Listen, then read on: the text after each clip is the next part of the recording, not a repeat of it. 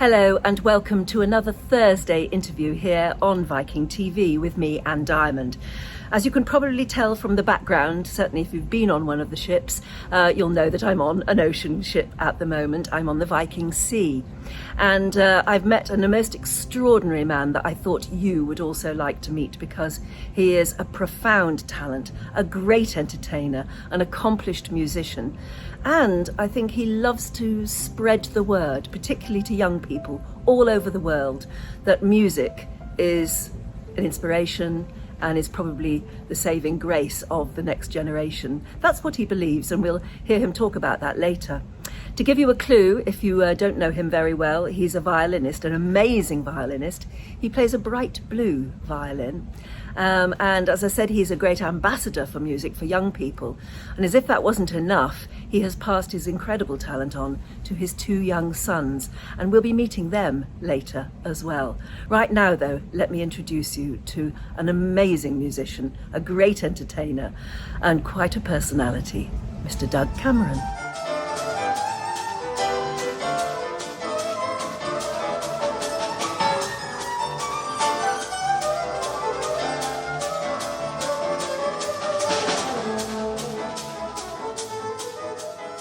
Doug, welcome to Viking TV. Oh, it's great.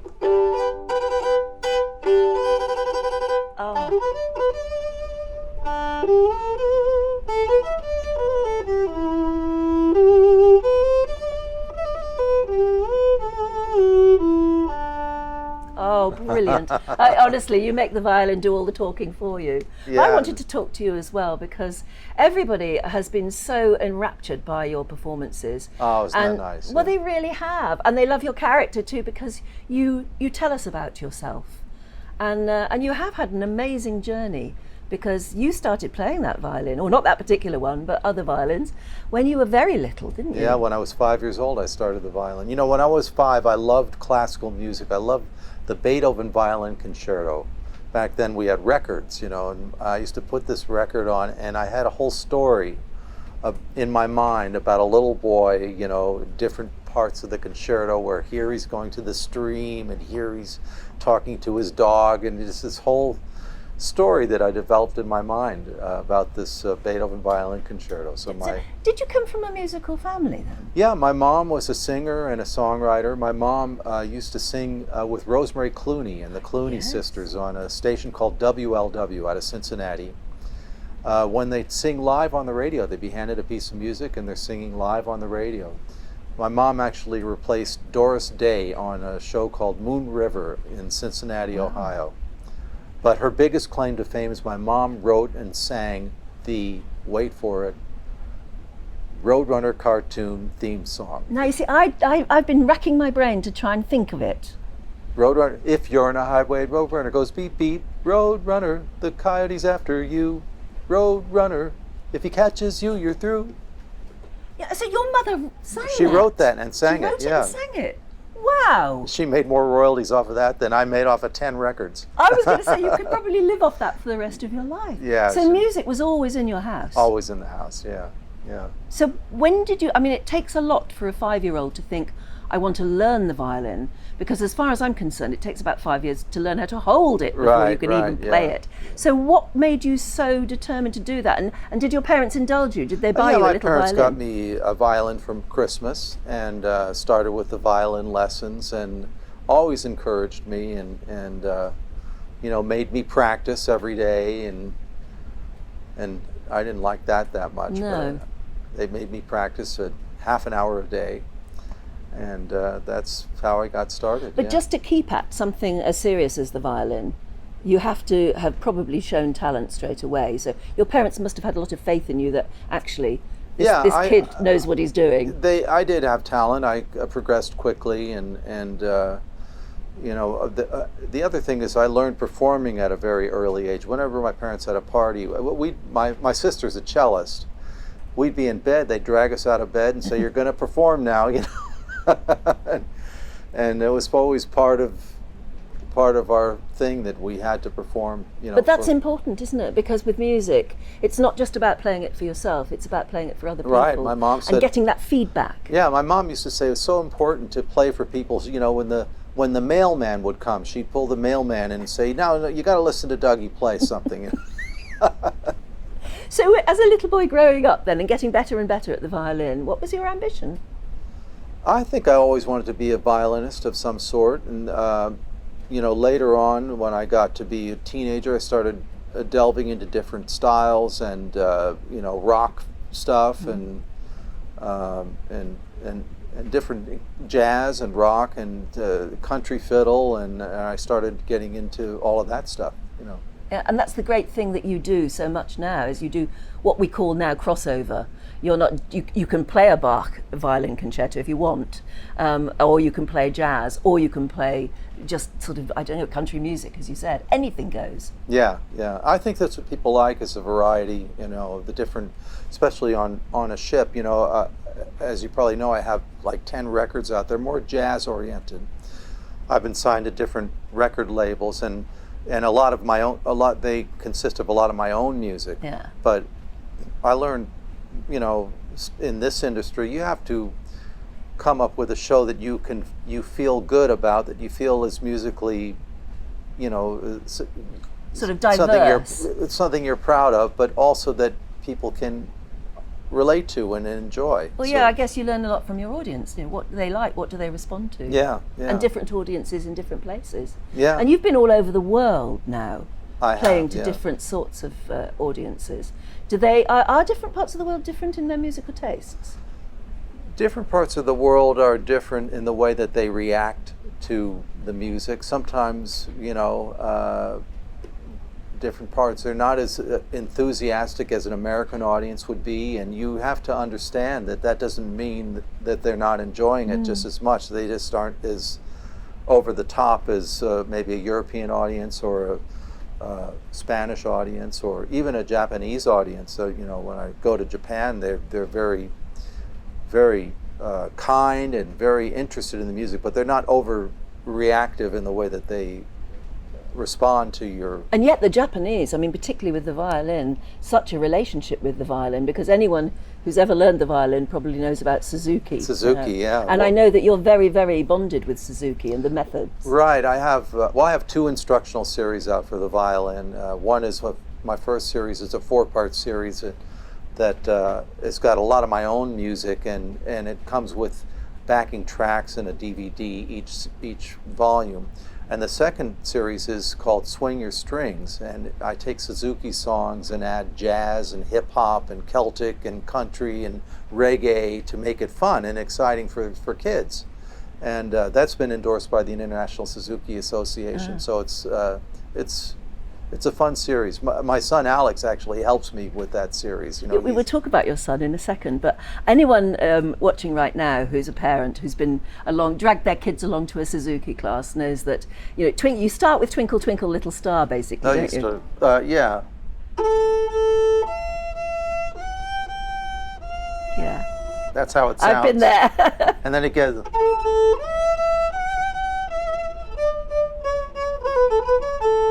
Yeah. And then you do more with it. It starts, well, I do Twinkle Twinkle Little Star in all different styles. So different rhythms, on my series, They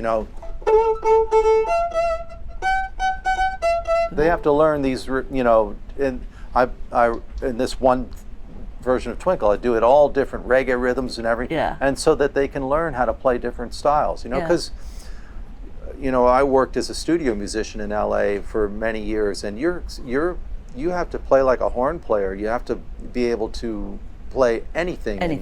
Different, not just classical. You have to really understand how to play rhythmic syncopations and all that kind of stuff. So that gives them a head start for that. Yeah, and it probably also teaches them that it's not just the classical way of doing it. It might light a fire in them in some other way. Yeah. And you want music to be fun. You want kids to continue to play and find their voice, and I think that being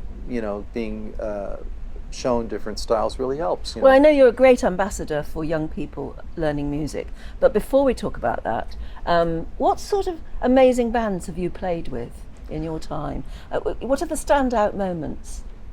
Oh, a lot of standout moments. I remember I got to play Dust in the Wind with Kansas. I was on a bill with Kansas, and backstage, Steve Morse was a guitar player. Said, "Hey, would you play Dust in the Wind with us?" And I said, "Sure." And he goes, "Let me show you Dust in the Wind." He goes, I said, "I know Dust in the Wind." He goes, "No, I got to show you Dust in the Wind." So we went backstage, and he showed me Dust in the Wind. And when I went out to play Dust in the Wind, everybody held up their lighters. All of a sudden, everybody, you know, and I never experienced that. And that before. must be incredible. It was cool, yeah, yeah. I mean, just for us, who you see it on video, but to actually be standing there on stage and see all of those little lighters. Like now people use their smartphones. Yeah, I did it now, on this ship once, and they all held up their cell phones. It had the same effect. It's wonderful, isn't it? Yeah. But I think I used to, I don't know if I should get into this, but my biggest crazy experience that changed my life is I was in school in Buffalo, New York. I was playing a club in Buffalo, and Greg Allman from the Allman Brothers Band walked in. And I used to love the Allman Brothers. I could play all the, whipping post. One way out, baby. So I could do all that, And I invited him to sit in with us. What, you say he just walked in though? Why? Well, he was living in Buffalo with a psychiatrist for drug rehabilitation and alcoholism, actually. So he was living in Buffalo. He was married to Cher at the time. Oh, my goodness. So I would, he'd call me up and say, well, come on over and jam with me. I'd go to this guy's house. And he'd call me up and say, Cher's in town. We're going to go apple picking. And a limo pulls up in front of my dormitory room with Greg and Cher in it. We go off apple picking in Orchard Park. Oh. Anyway, we did this surprise concert for this kid from a Catholic school. Invites him to ask him if he'd do a surprise concert. So he asked me to put a band together. I put a band together with the Hammond B3 and everything because he loved that's what he played. And the kids knew nothing about it. We opened the curtain, and it's Greg Allman and me and this band. And Cher comes into town. Oh, brilliant. And so he invited me to LA. That's how I ended up in LA. And when I moved to LA, first 2 weeks I lived at Cher's house in Beverly Hills. That was my introduction to LA. That's quite something. But playing with him was amazing. He was quite a character, but I loved that. Yeah. I loved the Allman Brothers. I couldn't believe that happened.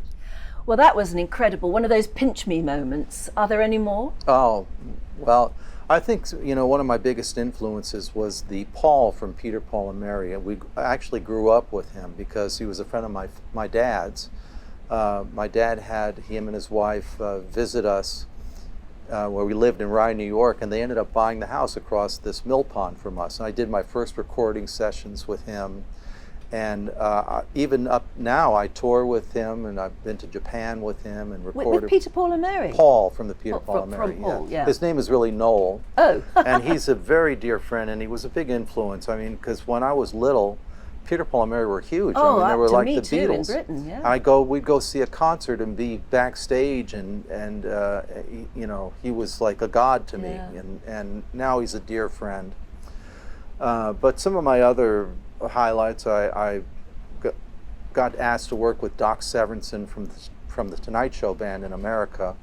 He auditioned me in my little house by Universal Studios. I remember he came by after a show, and I had my amps set up, 200-watt amps, and he brought his trumpet, and I couldn't even hear my amps. The trumpet was so loud.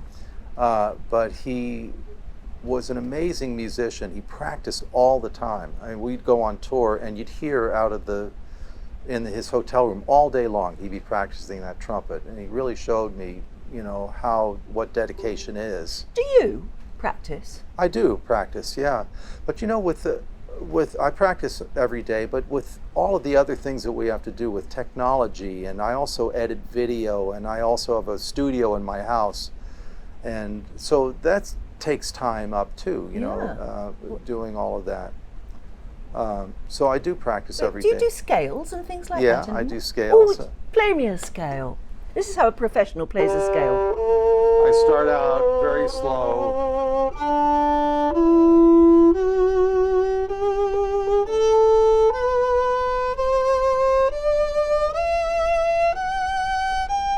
Working on vibrato and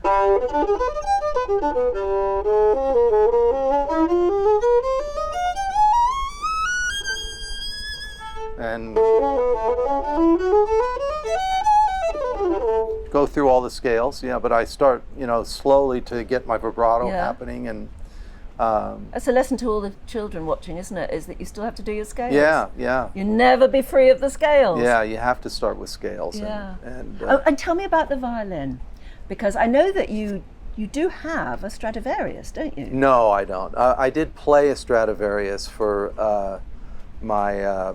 I mean, if I had a Stradivarius, I'd be a very wealthy guy. Stradivarius. Yeah. Well, it was lent to you, I thought. It was lent to me by a doctor, because the doctors now all the Stradivariuses. For my Celtic record, I recorded my Celtic record on a Stradivarius, 1714 Stradivarius, which is the golden period Stradivarius, when it's thought he made his best instruments. In fact, Perlman has, I believe, a 1715 Stradivarius. Itzhak Perlman. And so I got to keep this in my house, in my studio, for 2 weeks. And I had to take out an insurance policy with Lloyd's of London to keep this violin, and it is a beautiful violin, and I recorded my Celtic record with this. Well, because I mean, those Stradivariuses, or they all have a history. Usually, their owners have been very well catalogued. So I mean, it's not just holding an instrument in your hand; it is holding a piece of history, but also a personality. They say that the different violins all very different personalities. They all have a distinct, especially low on the violin, the G string, the low string, has a beautiful, sound. You just can't even quantify it. But as you said, people tell me all the time, I have a violin, I think it says it's Stradivarius. Well, it's not a Stradivarius, it's a Strad copy, because everybody knows where every Stradivarius is. It's, as you said, it's very well cataloged. Who owns it, who owned it, who played it.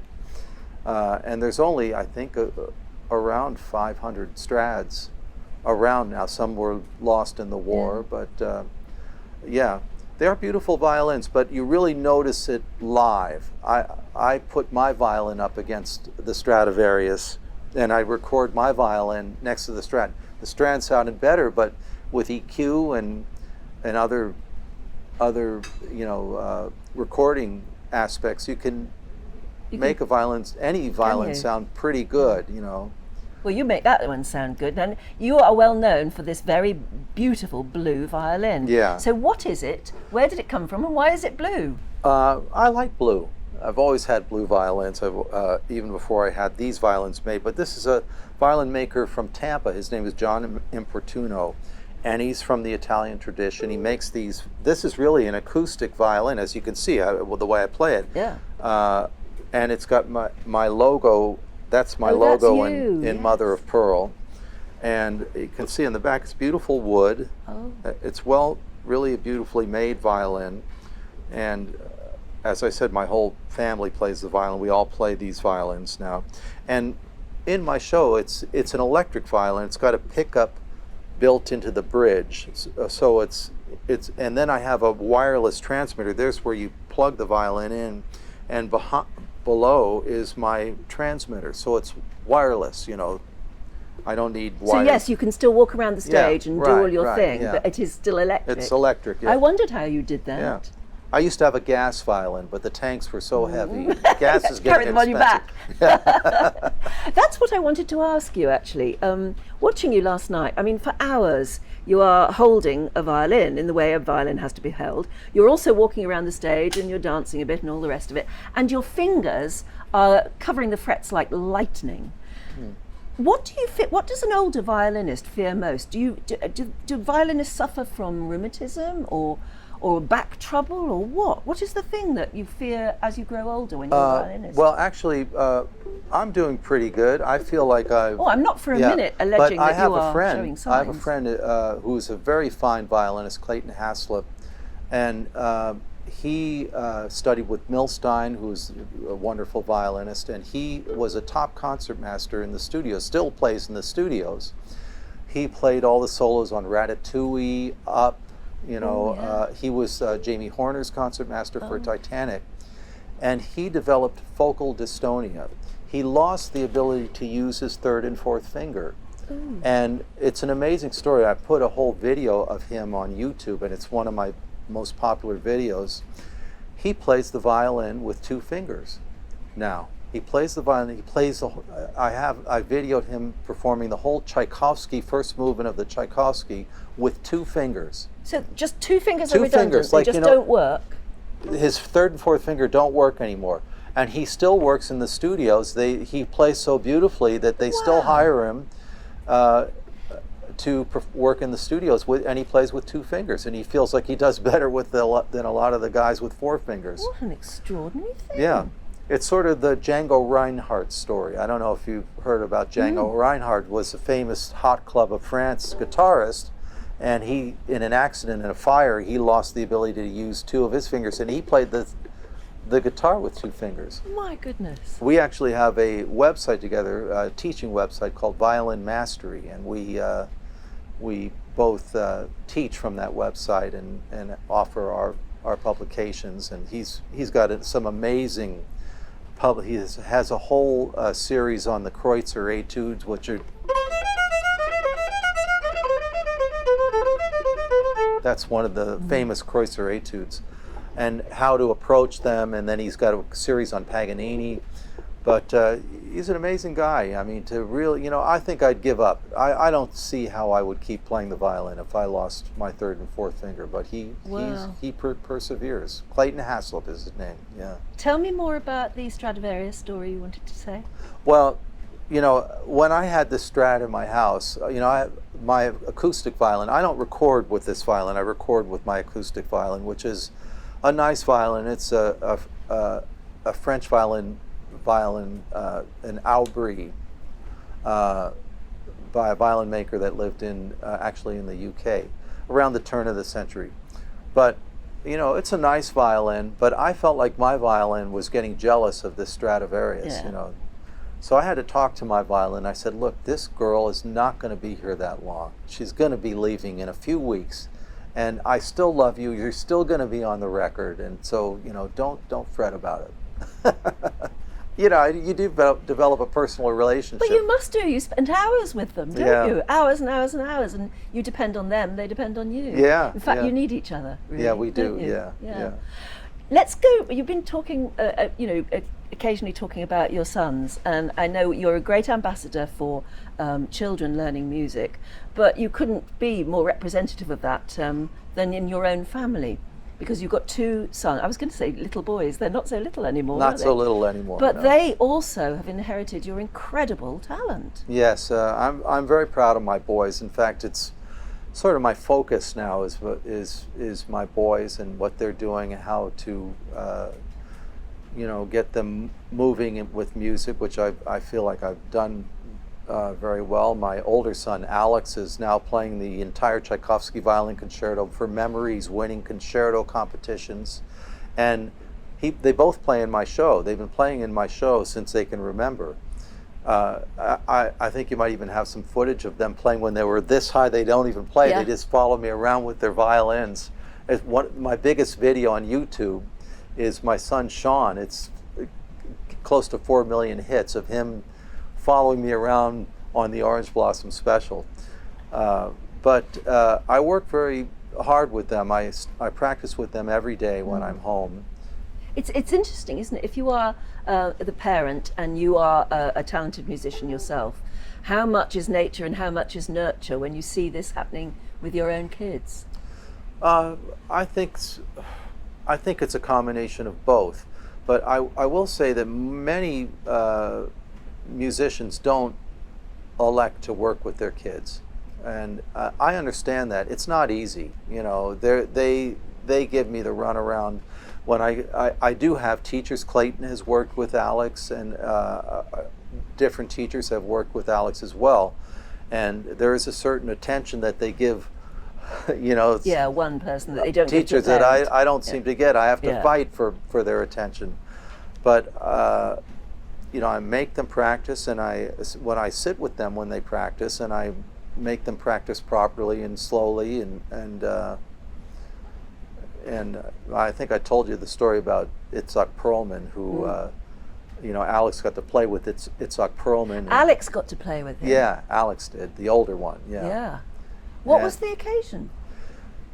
Perlman does a residency in Sarasota every year, and he invites young string players to audition for this little concert that they do. They learn a piece of music, and everybody's got to audition.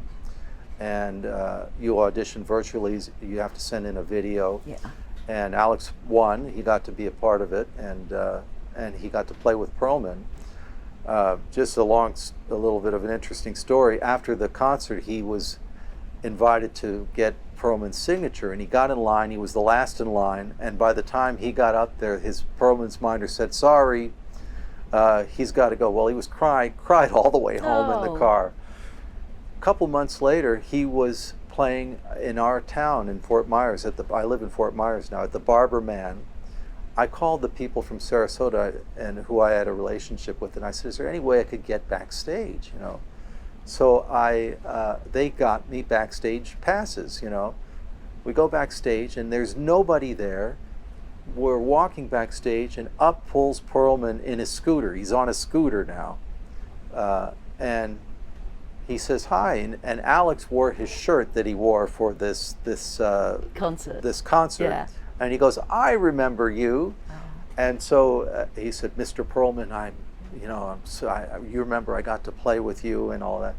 And he said, well, great. You know, what are you working on? He said, "I'm working on the Tchaikovsky Violin Concerto." And at the time, he was maybe 12 or 13. You know, Perlman goes, "Whoa, yeah. Really? Are you? You know?" He said, "Yeah, I have it here. Will you sign it?" So Perlman signed his Tchaikovsky. Oh, lovely. And it said, "Dear Alex, practice slowly, Itzhak Perlman." So every time he tries to go off on the violin, I say, "Let me show you the cover of your Tchaikovsky." You know. Practice slowly. Practice slowly. Well, That's couldn't come from a better person, Yeah. could it?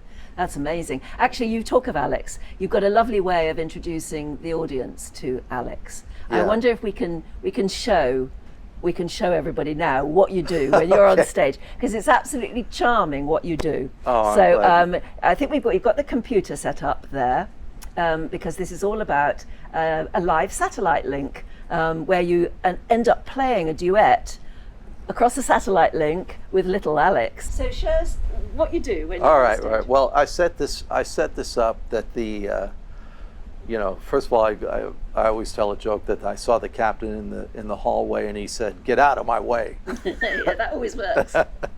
But then I said, he's a really nice guy, and the captain, I told him I miss my family so much and how much I love playing with them, and being on this long transatlantic, I get to missing them. He says, "Why don't we set up something? I'll stand on top of the bridge with a satellite dish." So this is how I set this up, really. It's not really the case. But so I said, the captain's standing on top of the bridge with a satellite dish trying to bring in the signal of my son in Fort Myers. That's how I set it up. And then I roll this video. And I go, "Hold it up higher, Captain, hold it up higher." Oh, there we go. That's perfect, Captain. "Hi, Alex. Hi. How's it going?" Good. Hey, and could you say hi to everybody? Hi, everyone. Oh, hi, Alex. Hi. And what are we going to play? We're going to play the Bach double violin. All right, let's give it a whirl.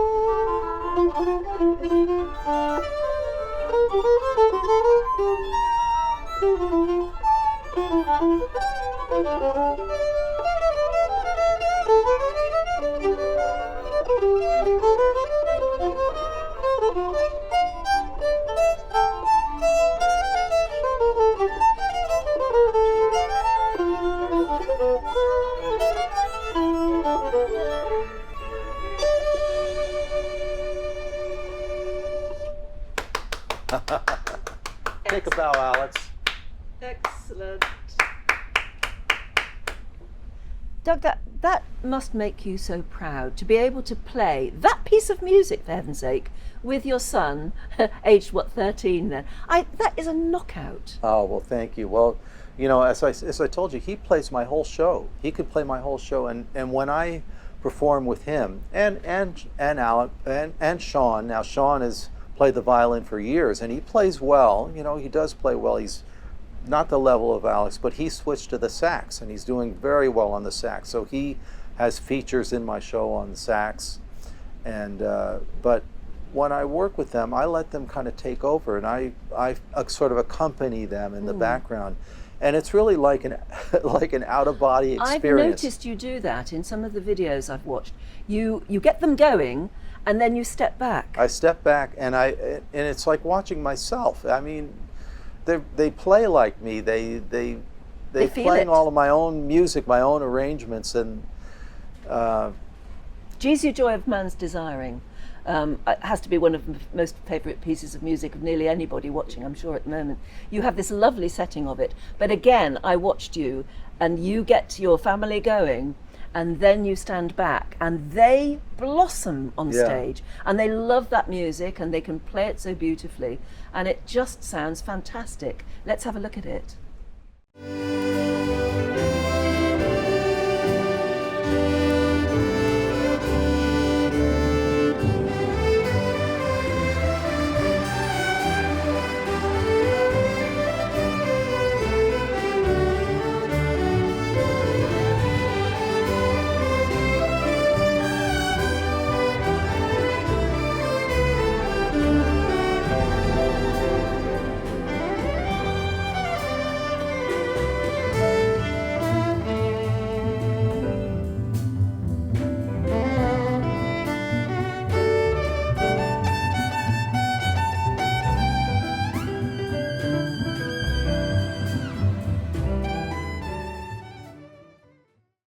So tell me about, your whole philosophy really on music and children particularly, because you don't just enthuse your children, you don't just enthuse children in various workshops, you go all over the world doing it. That's right. I've been teaching in Cuba as well. I've taught at the Ciudad de las Artes in different schools all around Cuba. I also got to play the Havana Jazz Festival when I was down there as one of the few American acts. These Cuban kids are so enthusiastic about having an American come, and they were so gracious to me when I went down there to teach, and excited to see different styles. But man, these Cuban kids, they have Latin rhythm in their blood. They play so rhythmically. But I've taught all over the world. And I feel that it is so important that young people are afforded at least the opportunity to be exposed, to music and the arts. And it doesn't matter to me whether you make that your life's work. Your kids played the Suzuki, played the violin. Played the violin in their time. Yeah. And now you say they're sort of coming back to it. Yes. I think it never leaves you. It never leaves you, and music is. Not only is it discipline, reading music is like solving mathematical equations on the fly, one after another. And, it's like being a mathematician. And you have to, if you're good at reading music, you're actually reading ahead of where you're playing. Yeah. And the further ahead of where you can read, and then just imagine how your brain has to work to be reading bars ahead and playing the bars that you've just put into your mind, So that's how a good sight reads music. But also playing with other people. That's why I personally feel that a violin is a better instrument in a sense, in certain ways, than the piano, because the piano you sit all alone by the piano, but a violin you get to play in an orchestra, or a trumpet, or a sax, you get to play in a band. So I feel it's very important that people, that young kids are at least afforded that opportunity. And the opportunities are, sadly enough, falling by the wayside. I know so many schools are giving up teaching music. They say it's difficult because you have to buy instruments. But it is very important for the soul, and as we agree, it doesn't leave you. You can pick it up later in life. And I always say that, they talk about how you have to keep your brain active into later life by doing Sudoku or crossword puzzles or something like that. I say read music. If you can sit down at a piano, read music and play, that is surely brain training. Later in life, my mom, she got Alzheimer's.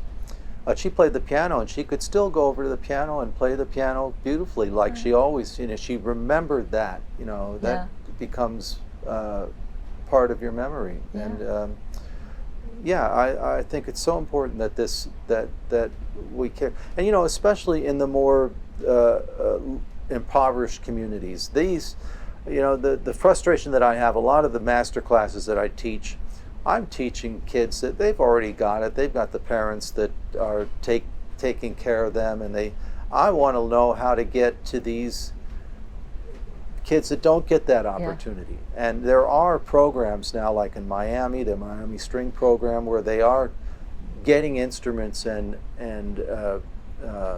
trying to get them to get started with the violin. Now you look at like Venezuela, where Dudamel is from, the conductor of the LA Phil. He comes from Venezuela, where these kids that have nothing, they're coming out of gangs, and they're given a violin, they play in these orchestras, and it's amazing what they have accomplished down there with this music programs that go on. Yeah, you just got to get the instruments to them, and now the government's not that amazing. And enlightened these days. tuition. Yeah. Interesting teachers like you. Do you think you'll go on doing this sort of thing? Go on teaching, go on doing workshops, and is that where your future lies? I mean, you're obviously a born entertainer. You can't help that, but somewhere along the line, will you slow up? I think I will probably go more into teaching and mentor my kids, and maybe they'll get too old to want my mentoring. But I work with Alex on a lot of different projects. So I just did he wrote a song, I helped him with it, and he ended up winning the Florida songwriting competition. Wow. I helped him out. I got a lot of my friends to play on it, including Vinny Colaiuta, who's Sting's drummer, played on his song, and a lot of my friends from LA. You can do all this. You can send every decent musician has a studio, and they're capable of recording in their home. So you can send the file to them, and they add their stuff. This is how I work with my LA guys. Oh, I've limited my performing on ships to one a month, and probably will limit it a little bit more, because I don't want to spend time away from the family. Now the family sometimes comes with me, and we perform as a family on ships, and that's always, people love that, I got to tell you. But I want to spend, these are golden times, and I don't want to be away too long and mentor the kids. But I think I will continue on teaching, and I'll play for as long as I can keep it going. And I also write. I would like to, get back to recording. I was in the middle of working on I have a bunch of Cuban friends down in Cuba, and working on a sort of an updated Buena Vista Social Club CD with younger Cuban musicians, and I even had one of the guys from the Buena Vista Social Club was going to join me, but it all stopped, unfortunately, with the pandemic and everything. So, although musicians did find a way to even compose together and play together during the pandemic. Yeah, they did. Yeah, and we learned a lot more about the technical side of things, didn't we? Yeah. And I teach on Skype. I teach also on iChat and Zoom at times, but there is sort of a delay. It's you can't really play together because there's a delay in the signal. And what you need is the captain standing up there with the satellite dish. I know, because that seems to work. That worked very well. Didn't it?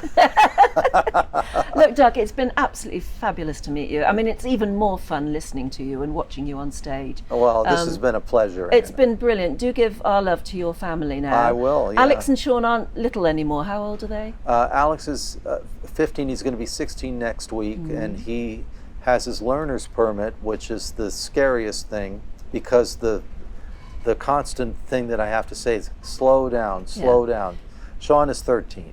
So 13 and now 16. Well, we look forward to hearing an awful lot more of the whole family in the coming years. Well, thank but you yeah, very much. tell Alex, it's just like it's at Perm. I told him, practice slowly. I The same tell goes him for that driving every a day. car. Yeah. Yeah. And But in this the is meantime, this Viking, I think they do a fantastic job, and the clientele really seems to have their head open to different stuff. Yeah. You know, they're not, they're explorers. I think that's the reason they are. why It's what Viking like to call them, curious travellers. Yeah, yeah. And I And- can tell the difference, you know, when you Wasn't present that nice? things out of the box and they eat it up. Yeah, You know, yeah. It's We really do. different. It's a different thing here, really. Oh, yeah. good. Thank you very much. Anyway, it's been brilliant meeting you.